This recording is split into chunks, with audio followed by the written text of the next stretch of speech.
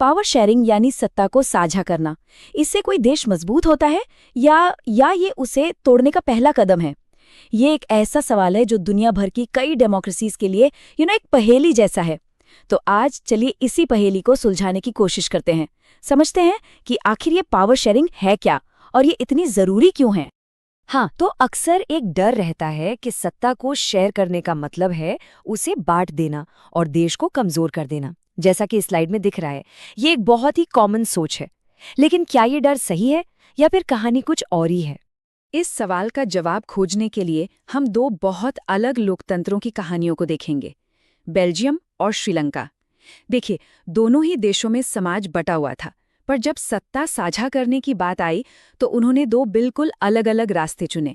तो आखिर इन देशों के सामने असली चैलेंज था क्या? असल में उनकी जो सोशल बनावट थी वो काफी कॉम्प्लेक्स थी, जो एक खास तरह के बंटवारे पर आधारित थी। अच्छा, आगे बढ़ने से पहले एक शब्द समझना बहुत जरूरी है जो इस पूरी कहानी का सेंटर है, जातीय या एथनिक। इसका सीधा सा मतलब है एक जैसी संस्कृति पर आधारित सामाजिक बंटवारा। इसे समझना इसलिए जरूरी है क्योंकि बेल्जियम और श्रीलंका दोनों की कहानियां इसी जातीय पहचान के आसपास घूमती हैं। तो ये रही हमारी दो केस स्टडीज।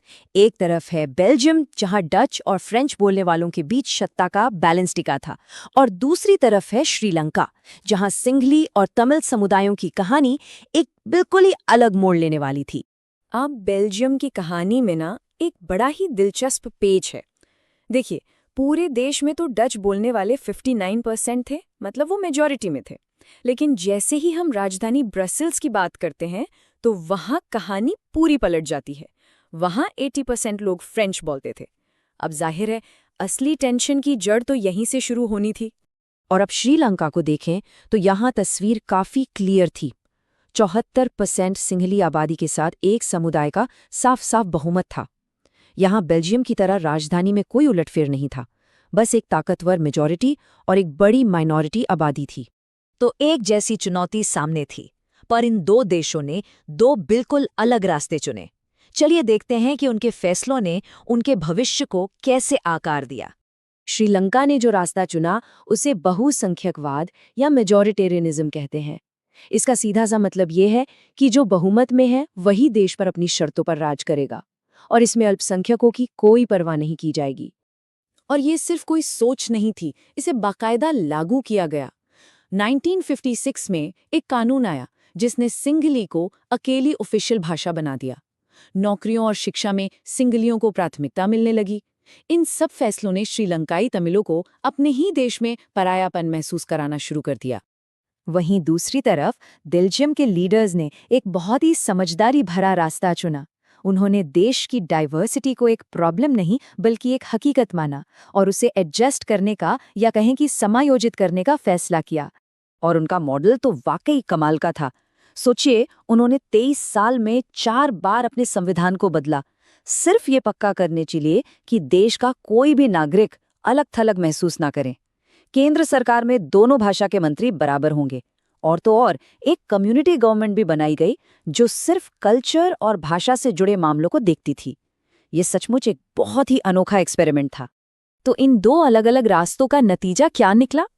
अब कहानी के सबसे जरूरी हिस्से पर आते हैं। बेल्जियम के लिए नतीजा शानदार रहा।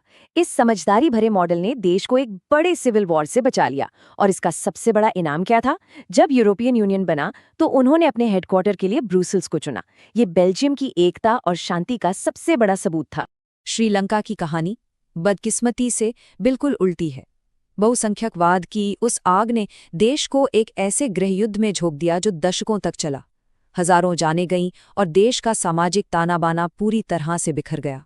बेल्जियम और श्रीलंका की ये दो कहानियां हमें एक बहुत बड़ा सबक सिखाती हैं। ये हमें बताती हैं कि सत्ता की साझेदारी आखिर क्यों इतनी मायने रखती है। चलिए इसके पीछे के दो मुख्य कारणों को समझते हैं। देखिए, पावर शेयरिंग के पक्ष में दो बड़े तर्क दिए जाते हैं। पहला है समझदारी का तर्क। ये टकराव को रोकता है और देश में शांति बनाए रखता है, जैसा हमने बेल्जियम में देखा। और दूसरा है नैतिक तर्क। ये डेमोक्रेसी की असली आत्मा है, क्योंकि लोकतंत्र का मतलब ही होता है लोगों की भागीदारी से चलने वाला शासन। और सत्ता को कई तरीकों से साझा किया जा सकता है। जैसा कि इस स्लाइड पर हम देख सकते हैं, ये सरकार के अलग अलग अंगों जैसे लेजिस्लेटर और जुडिशरी के बीच हो सकता है, या फिर केंद्र, राज्य और स्थानीय सरकारों के बीच। इसे बेल्जियम की तरह अलग अलग सामाजिक ग्रुप्स में भी बांटा जा सकता है, या फिर राजनीतिक दलों के बीच गठबंधन सरकार के रूप में भी देखा जा सकता है। तो चलिए जाते जाते एक आखिरी सवाल पर सोचते हैं। लेबनान में खलील की एक कहानी है। वहां पर सत्ता साझा करने के बड़े सख्त नियम हैं। अब खलील को ये पसंद तो नहीं है, लेकिन सच ये भी है कि इन्हीं नियमों ने देश में शांति बनाए रखी है। तो सवाल ये उठता है कि अगर नियम बदलने का मौका मिले तो क्या करना चाहिए? क्या शांति के लिए इस समझौते को बनाए रखना चाहिए, या फिर एक नई, हो सकता है ज्यादा जोखिम भरे व्यवस्था को ट्राई करना चाहिए? ये सवाल वाकई सोचने पर मजबूर करता है।